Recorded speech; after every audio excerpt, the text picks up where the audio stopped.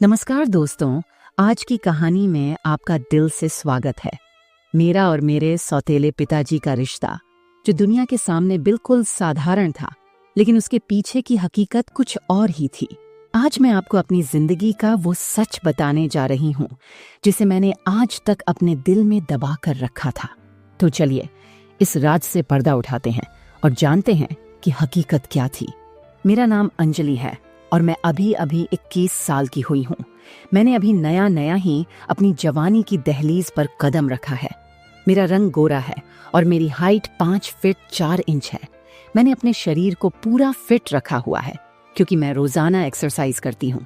मैं इतनी खूबसूरत हूँ कि कोई भी जवान लड़का या मर्द मेरे सामने आते ही मेरी खूबसूरती में पूरी तरह से खो जाना चाहता है। आज मैं आपको मेरी जिंदगी की एक सच्ची कहानी बताने जा रही हूँ। आज से 2 साल पहले मेरे पापा की एक सड़क दुर्घटना में मृत्यु हो गई थी। पापा की मृत्यु के बाद मेरे घर की हालत बहुत ही खराब हो गई थी, क्योंकि अब घर में पैसे कमाने वाला कोई नहीं था। इसी गरीबी से तंग होकर मेरी माँ ने दूसरी शादी कर ली, लेकिन मैं अपनी माँ की दूसरी शादी के खिलाफ थी।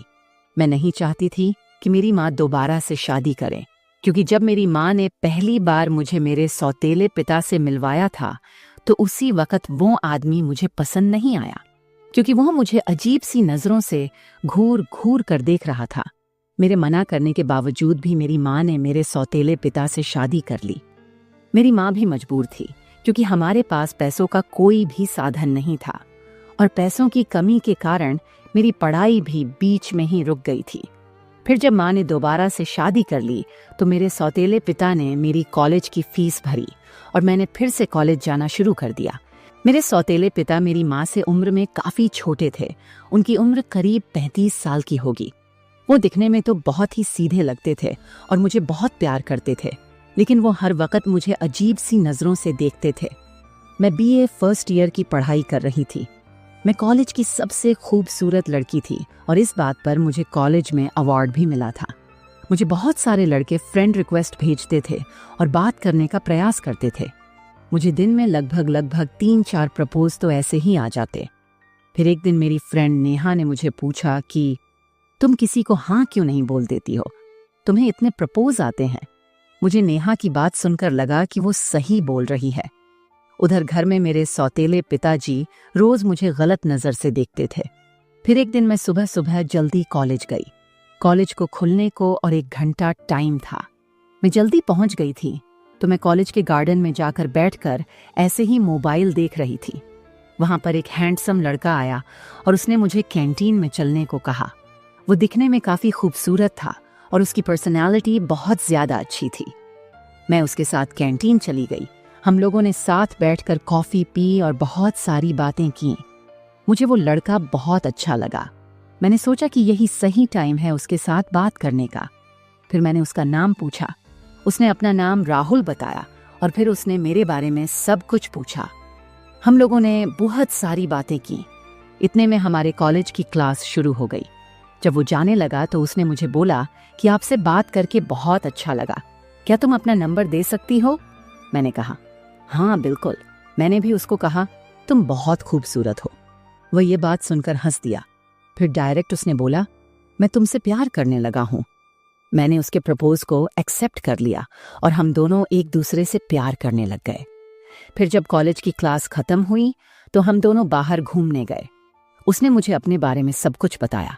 फिर एक दिन उसको मैंने अपने घर पर बुलाया और वह आने के लिए राजी हो गया।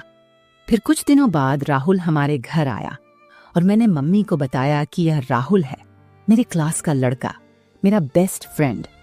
अभी मम्मी राहुल से बातें कर ही रही थीं कि उधर से मेरे सौतेले पिताजी आ गए।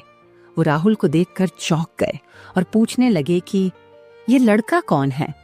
मैंने बताया कि मेरा फ्रेंड है। वह उसे देखकर गुस्सा करने लगे और वहां से चले गए, क्योंकि पिताजी को बिल्कुल भी पसंद नहीं था कि कोई मेरी लाइफ में आए। कुछ देर बाद मम्मी ने राहुल को खाना खिलाया और वो खाना खाकर चला गया। मम्मी को राहुल के साथ बातें करके काफी अच्छा लगा था।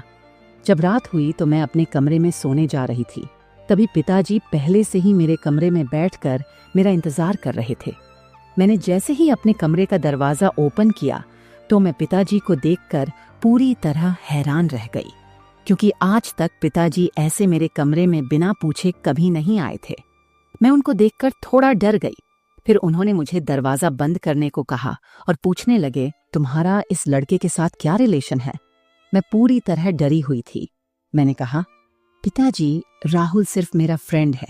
जैसा आप सोच रहे हो वैसा कुछ भी नहीं है। फिर पिताजी ने मुझे कसकर पकड़ा और बोले, मुझे अगर ऐसे किसी भी रिलेशन का पता चला तो देख लेना। ये धमकी देकर पिताजी मेरे कमरे से बाहर चले गए। मैंने अगले दिन यह सारी बात राहुल को बताई। ये सुनकर उसको बहुत ही गुस्सा आया। उस दिन के बाद से पिताजी मेरा बहुत ही ध्यान रखने लगे थे कि मैं कहाँ जाती हूँ, कहाँ से आती हूँ। उनकी नजरें 24 घंटे मुझ पर ही रहती थीं।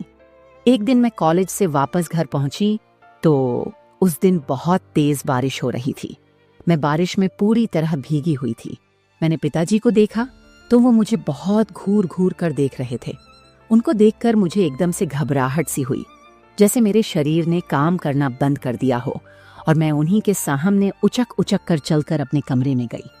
मुझे देखकर पिताजी को ऐसा लगा कि इसने कुछ गलत किया है। जैसे ही मैं अपने कमरे में पहुंची, उसके 10 मिनट बाद पिताजी मेरे कमरे में आए और पूछने लगे कि तुम कहाँ से आ रही हो? मैंने देखा कि पिताजी आज बहुत गुस्से में हैं। मैंने कहा, क्या हुआ पिताजी? वो बोले, पहले तो तुम मुझे पिताजी कहना बंद करो। वो छोटी छोटी बातों पर मेरे ऊपर शक करते थे। अब मैं भी अच्छी तरह से समझने लगी थी कि वो मेरा इतना ध्यान क्यों रखते हैं और मुझसे क्या चाहते हैं। अब जब भी मौका मिलता मैं पिताजी के सामने कुछ ना कुछ नाटक करने लग जाती कि उनको ऐसा लगे कि मैंने कुछ गलत काम किया है। कुछ दिन तक मेरा पिताजी के साथ ऐसे ही मजाक का सिलसिला चलता रहा, लेकिन वो बेचारे कुछ भी नहीं कर पा रहे थे। फिर एक दिन मैंने डिसाइड किया कि उनको सबक सिखाने का टाइम आ गया है। कुछ दिनों बाद पिताजी और मैं टीवी रूम में अकेले थे। मैं सोफे पर लेटी हुई थी और मैंने रजाई ओढ़ रखी थी। पिताजी भी उसी सोफे पर मेरे पैरों के पास बैठकर टीवी देख रहे थे। मैंने सोचा कि आज मौका सही है। पिताजी का पूरा ध्यान टीवी में था। मैं उसी टाइम सोफे से उठ गई और अपनी जगह पर रजाई के नीचे तकिया रख दिया। कमरे में काफी अंधेरा था। फिर मैंने पिताजी को कहा कि पिताजी क्या देख रहे हो? पिताजी बोले, टीवी देख रहा हूँ। दिख नहीं रहा क्या? मैंने कहा, आप टीवी तो देख रहे हो, लेकिन आज आप मुझे घूर घूर कर क्यों नहीं देख रहे, जैसे आप हर रोज देखा करते हो?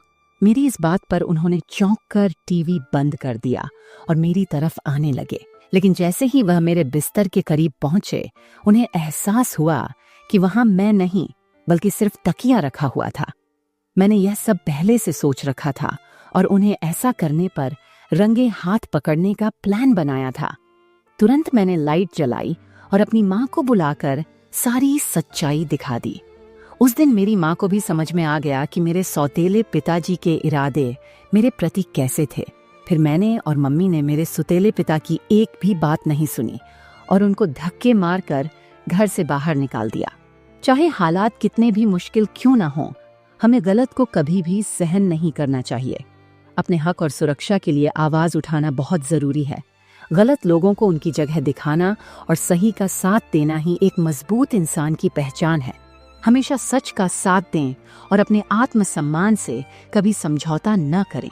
तो दोस्तों, अगर आपको यह कहानी पसंद आई हो और आप आगे भी ऐसी ही रोमांचक और दिलचस्प कहानियां सुनना चाहते हैं, तो चैनल को सब्सक्राइब जरूर कर लें और बेल आइकन दबाना न भूलें, ताकि आपको मेरी हर नई कहानी की सूचना सबसे पहले मिले। आपके विचार मेरे लिए बहुत मायने रखते हैं, तो कमेंट में ज़रूर बताएं कि कहानी आपको कैसी लगी और अगली कहानी में आप किस तरह का ट्विस्ट देखना चाहेंगे। मैं आपको लेकर चलूंगी और भी गहरी और भी दिलचस्प कहानियों की दुनिया में। तो बने रहिए मेरे साथ। कल मिलते हैं एक नई कहानी के साथ। धन्यवाद।